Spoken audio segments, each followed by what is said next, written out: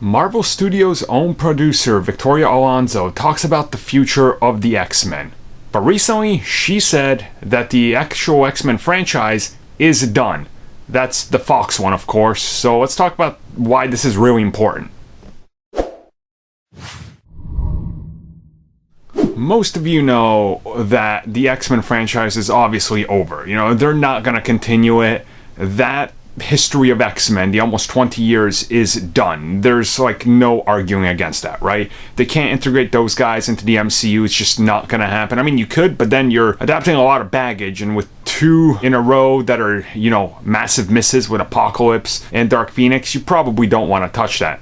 So Alonso herself was recently talking about the X-Men, and she more or less confirms what everybody wants. They're done. We're not making any more X-Men films in that continuity. Dark Phoenix was officially the last film in that series. Now, this is interesting for a number of reasons. One, yes, there's contracts still left over. We know they sign on for a brand new trilogy. This is the second one in that trilogy. So most likely they're going to pay these actors out or see if they can roll some contracts over into other roles for Marvel Studios. Makes a whole lot of sense. On the other side of that, you have to consider that, like, New Mutants is still around the corner. So what happens with New Mutants? Is that being retroactively refitted into the MCU like people have suspected?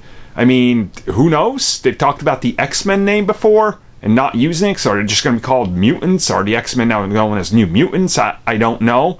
But the interesting thing that she obviously says is like, look, we're done with that age of X-Men. You know, it's not happening. We're done with that, and we're going to move on with the X-Men in our own way. So it's kind of bittersweet, but at the same time, you have to understand it was bound to happen. There was no way these characters stay at all. So now that we have the confirmation, let's see what happens.